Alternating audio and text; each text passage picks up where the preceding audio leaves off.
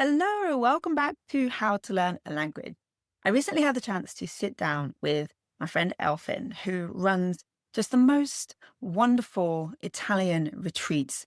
If you're learning Italian, this is one to listen in on. And even if you're not, if you're curious about immersion and why it's never quite as simple as just move to Italy, get fluent, you're going to want to listen to this one because we talk all about intentional immersion, what that really means, what it looks like to do it very gently and kindly to yourself, even if you feel like you're more introverted, and the idea of needing to go out and just struggle and do the thing is kind of intense and a little scary. So we talk all about that. And I think you're going to love it. Elfin is just one of my favorite people to talk to. She's always she just has such a good energy. So yeah, I'm going to hand over to the interview now, and I'll speak to you very soon.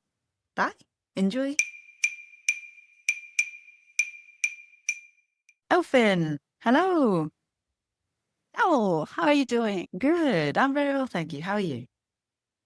I'm very well, thanks. Good. Lovely to be here after listening to so many episodes to not be listening, but actually be speaking on the podcast. It's always a pleasure to speak with you, like such a calming presence. And I feel that's going to be very relevant for what we're going to talk about later on as well. I really love your perspective on things. So I think this will be a fun conversation. And I want to talk about your retreats that you offer for Italian learners. But before we get there, I feel like it's useful for everyone, whatever language you're learning, to think about immersion in perhaps a slightly different way that we're used to. So I'm sure you've come across this as well. That general idea of, to really be fluent, you have to go to the country. You've got to be there. You've got to live there. You've got to move there. You've got to uproot your life and just go, right? How true is that in your opinion? It's so not true, but I would also question why we say that. I mean, I often think that as well. Sometimes we think that, well, because we've been educated to think that that is the only way to truly learn a language, and that could have been true 20 years ago, for example. That not even true, but partially true 20 years ago when we didn't have everything that we have nowadays online. But sometimes what I notice some people do, not everybody, they think that they have to go to the country, immerse in the country, be there because they're looking for a shortcut. They want to wake up one day and that they're effortlessly speaking and understanding the language. And of course, it's not always true. And, it's a bit part of our language culture ideas, that you have to do things in a certain way. The practicality of that is really, it's completely different. I have a student. She's been remote working with her husband in Italy for the last 5 years. And she goes back to Canada in the summer to catch up with her work and stuff. But she spends most of the year in Italy. Her Italian is very good, but she feels the need to work with me because there are still things she's missing out on because her work life is in English. So she spends her day at a computer working in English. She doesn't know people in the community she's joined. She gets to know them slowly, but as adults, we befriend people in a different way from how we do it. As we grow up, befriending people becomes a bit more complicated. And so she needs me as a sort of cultural ambassador to explain the tiny things, work on all the language situations that she doesn't get an opportunity to live. And that is the most practical example that I can give. And that in her case, she's working, she's curious about the community she's in, which is great. But we're not all curious. Instinctively, we're not all. Some of us are introverts. Some of us find it a bit hard to make that first step to connect with other people. We feel shy. So there's a whole linguistic areas that can remain completely untouched because how are you going to get in that situation? For example, a very practical example is that, still talking about this student of mine, she paid a girl to make meals for herself and her husband because they were working on some big projects. And only then did she find out that Italians don't only eat the dishes you find in restaurants, but there's so many dishes that we only make at home for each other, and we would never think about putting in a restaurant menu, that she found amazing. Small things like that, that add up though, and leave you with this feeling of you have like a curtain between you and the community you've joined. Take tiny little steps that seem insignificant, but add up, because it's the small stuff that gets you. It's not the big stuff is big, you know it, you see it coming, but it's the tiny details that will be making you feel, oh my God, I don't know this. This is a new world. So Yeah. I mean, you said it's a long answer, but it's a great answer because it really touches on something I've noticed as well, that just going and existing in a place isn't enough. Immersion needs to be intentional. We need to have intentional immersion if you're going to make the most of your time there for language learning.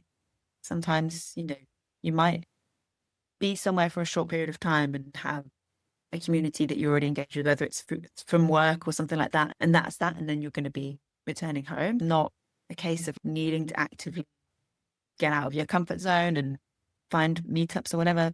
But yeah, there needs to be some kind of intention if you do want this to be something for language learning. At the end, sometimes it might be a case of like, okay, learn some stuff at home and then go. And that will be like the final step. You will go and you'll be able to speak and it will just all click into place. My experience with Spanish was a bit similar to that, but it was 4 years of school study and then only really speaking for exams. I landed in Costa Rica for 3 months. Day one, I'm thinking, oh my gosh, who's this other volunteer? Why can she speak so well? She says she's only learned Spanish for like a year. Like, it's been 4 years for me. What? I've been wasting my time. Like, no, I've just been learning it in very different scenarios. And so then that 3 months of being very intentional, living with a family, living in Spanish, right? That is what then solidified the 4 years of study that came before it. Now, that would be great, right? If we could have 4 years of study and then 3 months like on the ground, intentional immersion for every single language you wanted to learn. Wouldn't that be lovely? But we don't all have that time in reality. That's not how it's going to work for everyone all the time. And it doesn't to a shape, right? Language learning is always. But I wonder if when I say those words, intentional immersion, how does that differ from what perhaps you just described in part of the idea of immersion? How does it differ in terms of intentional? We have that word in.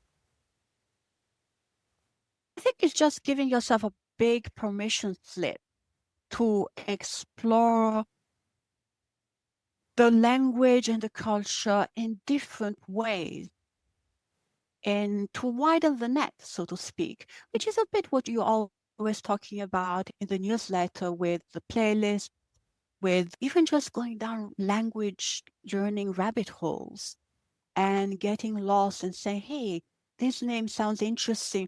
Using a TV show to pursue things that are mentioned offhandedly during the TV show. Okay, so this place here, let me look it up in the map. Let's see, let's learn more about it. Let's just see it as an exploration. And also cultivating curiosity, saying, I wonder what about the little things, not expecting, because I think the problem with, I have a native friend, for example, which is the other thing that we use a lot.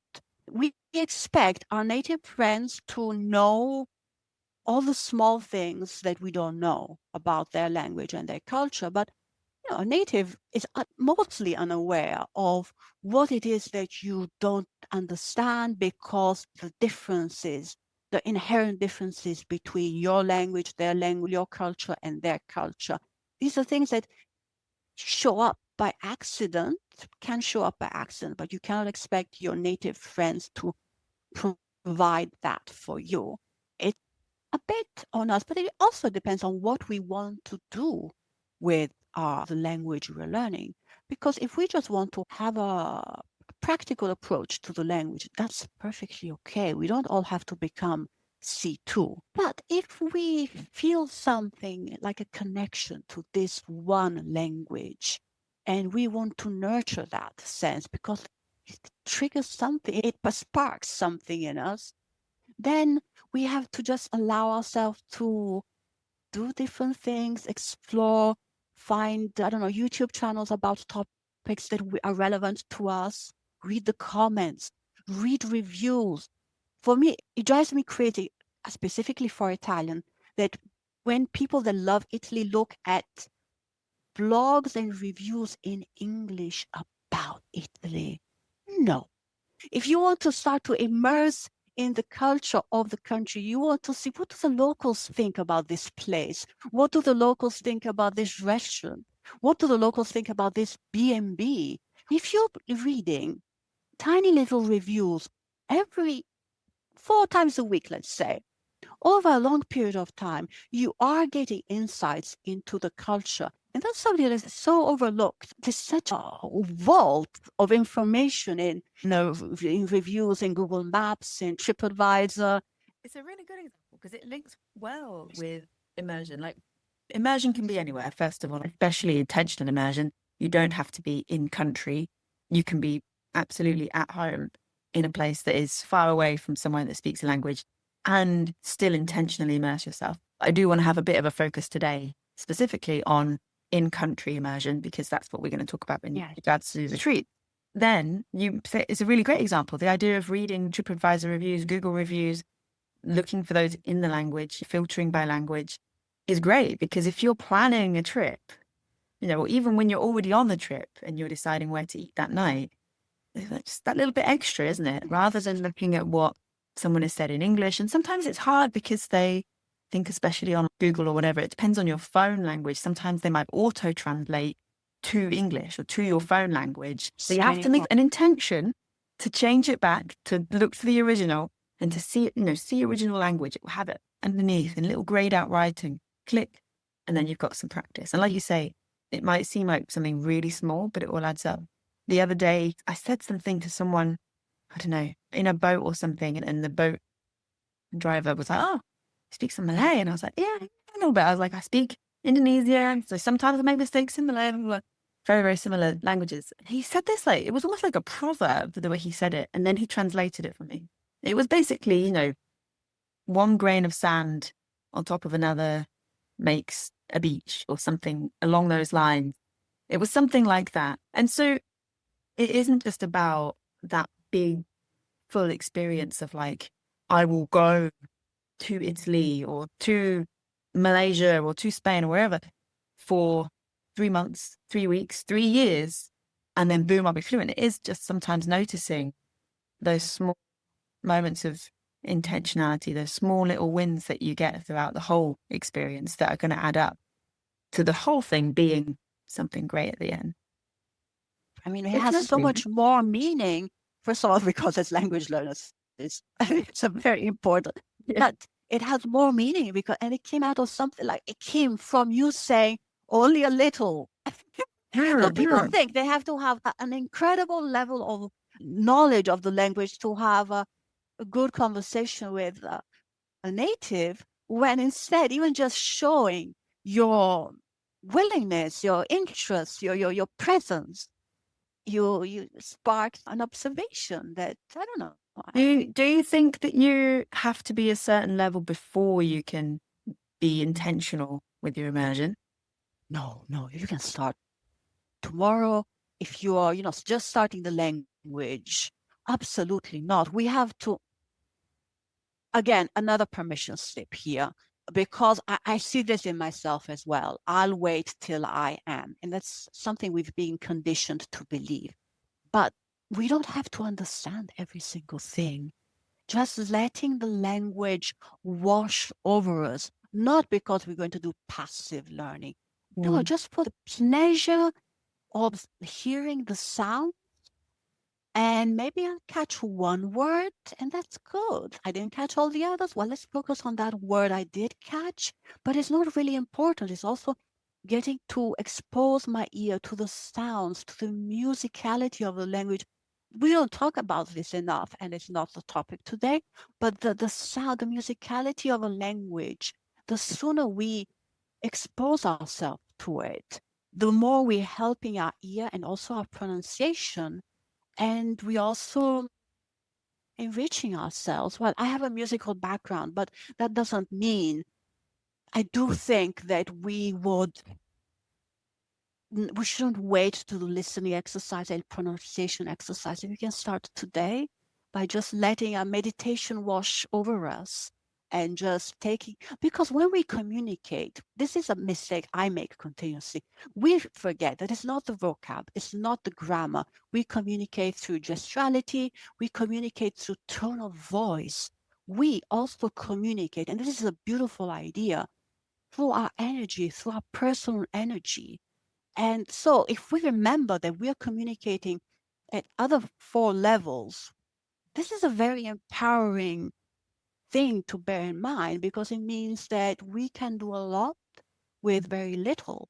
The other thing about that is that when you have less words, when you have less vocab or less grammar to use, the other thing you become more dependent on.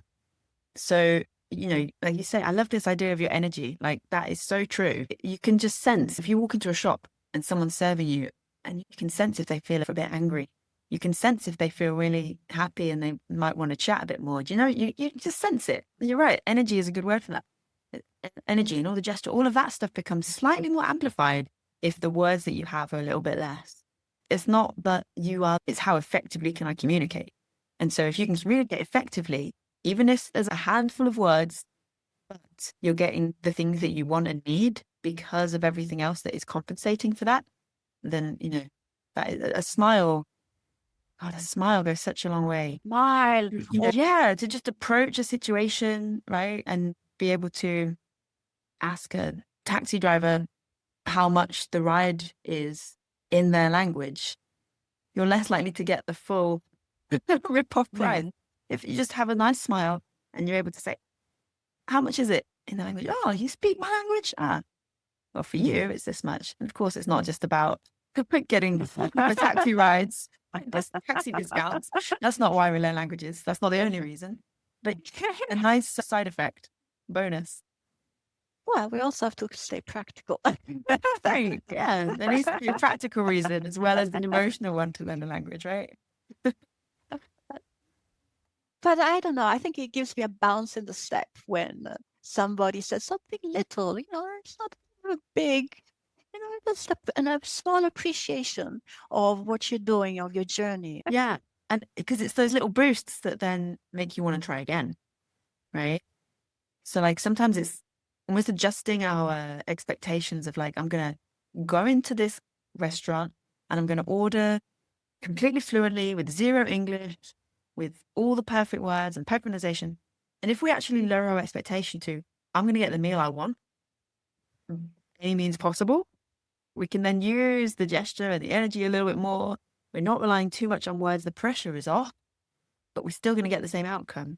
We're just taking off that pressure of like how we get there, which is the assumption of language. And then gradually we can think about the intention there would be like, I'm now being intentional with wanting to, maybe there's like a very colloquial way to say I want or I would like. So you can use that, the next time that you go in, that sort of thing. So just increasing it rather than going straight to level 10 and then feeling disappointed when it doesn't happen. Yes. May I just add for people who are listening that you don't have to do all this overnight. I mean, you're hearing this tomorrow. Don't expect to be able to do these things. It's a journey. It's don't be perfectionistic also in this. Just start, entertain the idea, and you gradually get there, because it takes time. We've been educated differently, and it takes time to unlearn some mental patterns, and that's okay. Absolutely. So intentional immersion, one way to get would be with a retreat. Yeah, here's the answer. So you offer retreats for Italian learners who get the chance to come to Italy to stay in a really cool sounding location, right? Are they all in the same location? Yes, yeah, I hosted one also in the town where I'm living now. I usually host them in my hometown, Gaeta. It's in region Lazio. It's between Rome and Naples. But the point is not that it's my hometown. The point is that it's a small town. Mm. And that's another thing to take into consideration when we travel. The idea of not having expectations for the big tourist spot and to hope for more meaningful connections in a small town.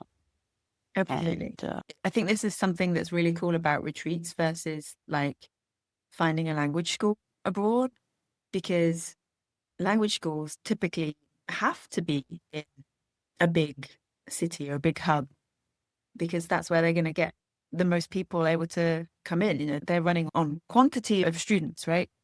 And yeah, that means that when you're in your classes at, say, a language school in Rome, you're surrounded by Italian, and then you're probably going to go back to your accommodation that night and be like, whew, that was a lot of Italian. I want to just chill and watch Netflix for a bit now.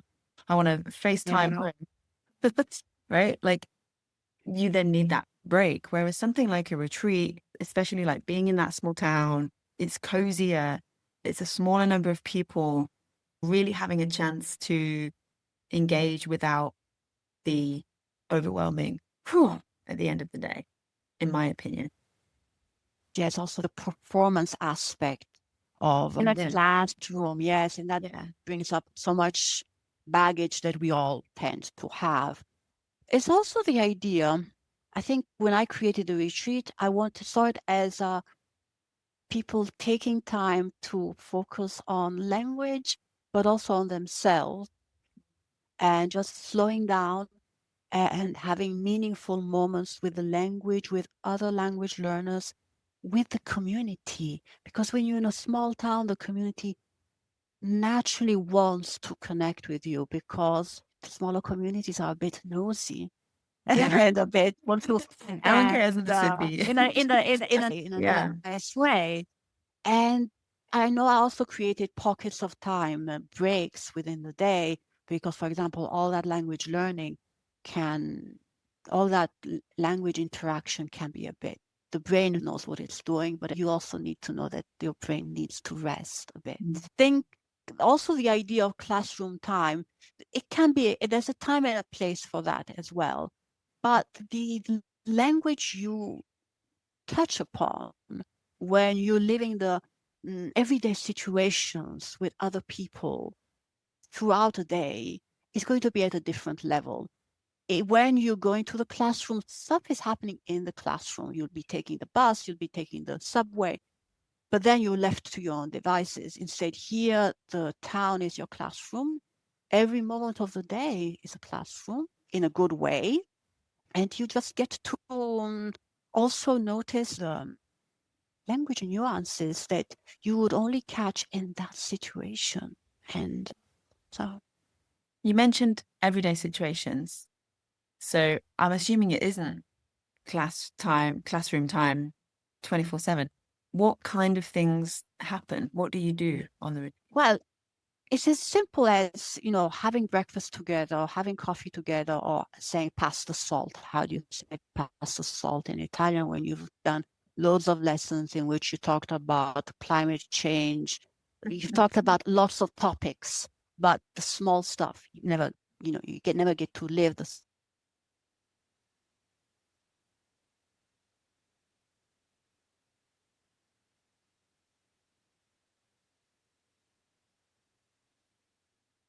them to support each other, because I think that's really important. The relief to see that you're not alone, and that no matter what your level of Italian is, you have something to contribute to the group, to the community, to me, because I'm learning as well from my students. Then we go to the market and we look at the produce, because Italy works by seasons. We eat by the season. So all the veggies that you see, the fruit you see, looking at the pricing, the names, and the experience, because a market in Italy is a social experience. So you get to see people for when they're really connecting.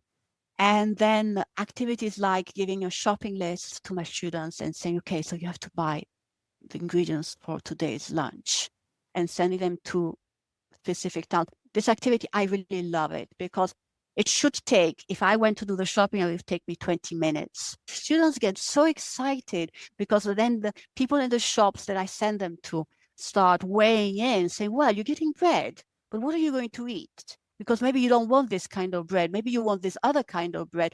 People weighing in with unsolicited advice. And so something that's supposed to take them 20 minutes usually ends up taking them 2 hours, because they get lost in this sense of connection, looking around, taking everything in, and they get excited. And so we end up having lunch very late, but the students always come back very gratified. And, small activities like that, but also slowing down as people, not only as language learners, to look around, because we tend, I do it too, to want to check things off a list when we travel. No, I'm going to see this, I'm going to see that. But is this and that what appeals to you first and foremost? And sometimes, if we just see one thing less and look around more, we'll be taking in quite a bit of those cultural nuances that can help enrich our language growth. And we can eavesdrop. I do some eavesdrop. I hope that nobody finds this, but I do some eavesdropping exercises, and I love eavesdropping when I'm learning a language. And it's fun. You see these people, they're taking notes, walking around people and just taking notes of what they hear. And you wouldn't believe that the language that we discover and that comes out, and it feels so gratifying, because you've sort of hunted it. You didn't just fall in your lap. For me, this is fun, because I love the eavesdropping idea. Like, I'm very much, if I'm at home and actually, even like I'm recording this now in Singapore, right? So there's 4 official languages, but many more around. Yes. People are very silent public transport here. So it's not really like you can't be on the metro or anything. Sort of think if I was at home on a train or something, if someone answers the phone and I'm like, oh, that's not English. But yeah, here not on the train so much. But maybe in the street, you sort of catch glimpses and some Mandarin there, some Tamil there, that's Malay.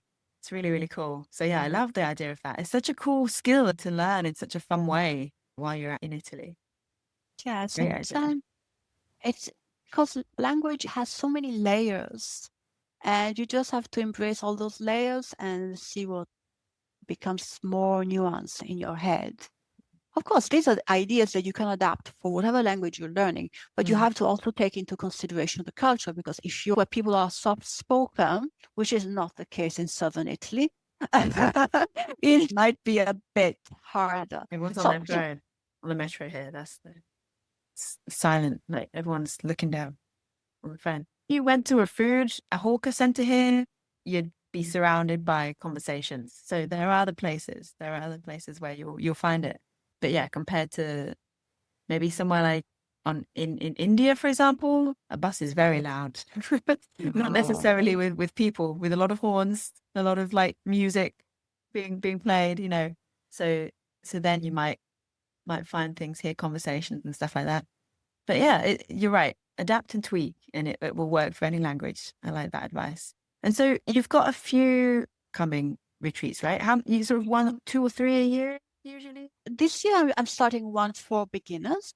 And I'm really excited at the idea, because I like the idea of adapting those same activities for beginner and just learning, acquiring vocab from things that you're actually seeing and interacting with. I can just see the market activity offers so much potential. There's something, I don't know, very exciting for me about markets, because there's colors, there's bustle, there's sounds, there's smells, and the more multisensorial the more we can engage all our senses in our journey, language journey, the better it is, the more rewarding and enriching, and it sticks. Stuff sticks when you engage all your senses. You remember things. And I also have one for people who are able to have conversations in Italian, and it's at the end of September. And it's a way of connecting with language, culture, and also feeling less alone, because there's something, I don't know about you, but I feel the need to see people in person. I'm grateful for all the online world has to offer, but when you see other people like yourself, like-minded people, and get to connect in person over your passions, your things, it feels, yes, it's real. I'm doing this, Yeah. and it's extremely rewarding. And it brings about change. It's not something that lasts only for the time of the retreat, because it sparks something in you. For example, I also have a art therapy class. Basically, I meet with a therapist who actually does art therapy, and we draw the landscape with the watercolors for 2 hours with soothing music in the background. And this is a beautiful experience at many levels. First of all, because we're engaging with our creative side of the brain in Italian. This is on the retreat. Yeah, Oh, yeah. And then again, we're in a small town in the south, so people see you drawing sitting on the they're ground, coming and over. Yeah. they're going to come on over and say, "Oh, you're learning Italian? Well, I can help," and stuff like that happens. But also the thing that you say, "Okay, I don't know how to draw." The teacher is very good. You find out that you can actually do some squiggles and have a souvenir of that afternoon. And I had a student that went on and decided that when she got back to England, she was taking art classes. And icing on the cake, me a Christmas postcard that she had Oh, done. And I was like, wow. So see, it doesn't last those days. It sparks gentle change in other areas of your life. And you've discovered sides of yourself that maybe you weren't aware of. when you say there's one for beginners now, Mhm. Yes. We have to talk so about it in some other setting. yeah, When I say beginners, I mean people who, let's say, you've learned Spanish and you've said, okay, you know what, I'm going to dabble in Italian a bit because they are similar. I know something. And then what happens is, if you know you're going on a retreat, what it is, if you feel this excitement and you start saying, okay, for the reason I have to study more and I'll prepare for it. And so you generally reach a higher level within the time of the retreat. That's what my students always do. No matter what the level is, they decide, oh, I have to study and prepare for the retreat. So you have to be a solid A1 and done a bit of dabbling the Italian before the event takes place. and then for the other retreat, you say conversational, right? Yes, yes, yes, yes. Okay. And it's for intermediate learners. I try to speak to all the participants because many people think don't have the right level, Mm, and I have to check and see if it's true. Most of the times it's not true. mm, It's mm. mostly it's people underestimating their level. Yeah, And yeah, it's good to get that clarified that it's not necessarily attached. Like you sort of said, you're probably like A1, but it's not like you must be A1. You no, must self-assess. I like that. yes, but also a sense of language adventure, Mm, I think, is really the requisite, mm, let's say, for the retreat. This thing of, I'll try this. Have a sense of, well, I'm going to try this. I'm going to be in a place where I'll be supported and welcoming environment. And I want to do this, in that sense. Also, I think touched on, go abroad for a language class. Like if you're a beginner and you're sort of thinking, do I go class, do I go retreat? A retreat does take that pressure off because it's like, am I going to be sat in the class and is everyone else going to be better than me? And then I have to suddenly speak and I've heard the previous row of 10 and I've gone, in a retreat, like that's that smaller, cozier group, like there is no shame. You're going to be making lasting friendships, I imagine. Absolutely. I think the thing of being in a small group allows me to be there for everybody and adapt and tweak according to needs. If you're more an introvert or you're feeling a bit overwhelmed, I plan around that. It allows for major flexibility.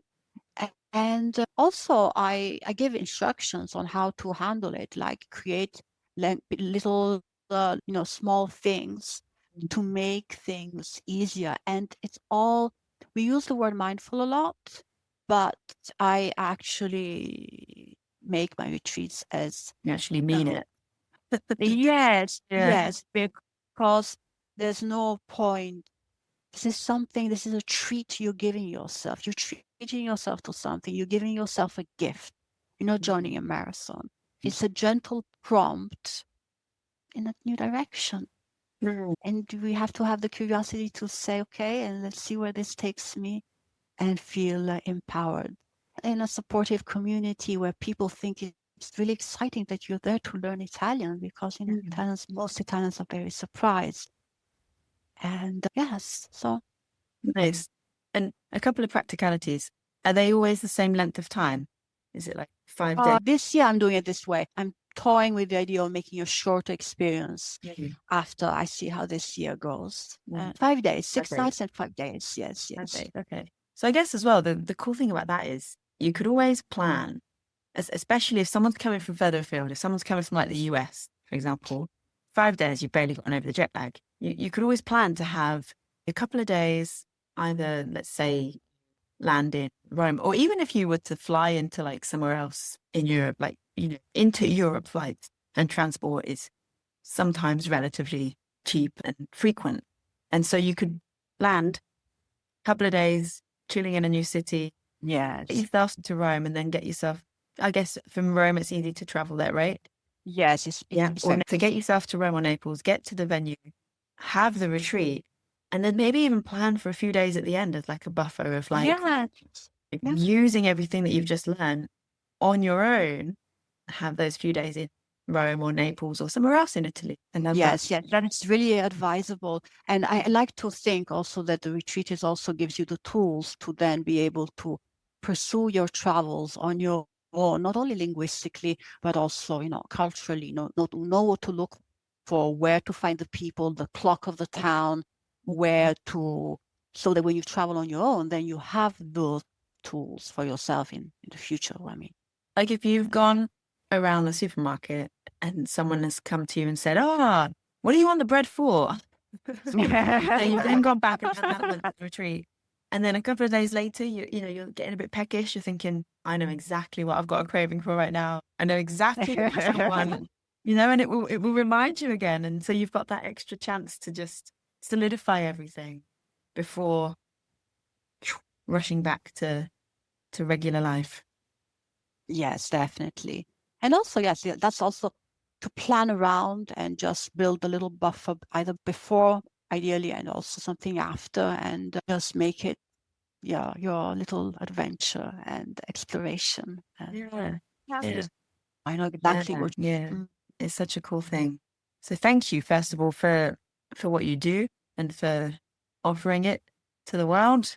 If people are interested and they want to sign up, what does that process look like? What website should they go to? They can come to All About Italian. There's a page dedicated to retreats, and they sign up for the waiting list. And shortly after 1-2 days, I send the brochures, and they can get all the information, the details, and set up a quick informal chat. It's not an assessment level; it's a chat to get to know each other better and see if we are a good fit, and then complete the registration process. We go back to the very beginning. When you say people can go to All About Italian, is that on Instagram or is that? No, it's my website, allaboutitalian.com. .com. Okay. And allaboutitalian.com. allaboutitalian.com. There's a retreat page, and there's the sign up form for the waiting list for the retreat. And they can get the materials, look at the brochure, take their time to decide if the timing's right, if they feel it's the right moment, and then get in touch with me. I also help participants plan around the retreat. So if they want suggestions on destinations in the area, or how to balance the whole trip, and quick tips. I'm there to help as well. It's a And great area as well. I had no idea. I knew the names of Italy, and I always knew that there were so many sort of famous city names, but geographically, I didn't know what was where. So I had no idea that Naples and Pompeii were so close. And then the Amalfi Coast, it was like, whoa, all of that, I can fly to Naples. And then came to Rome. It was like amazing.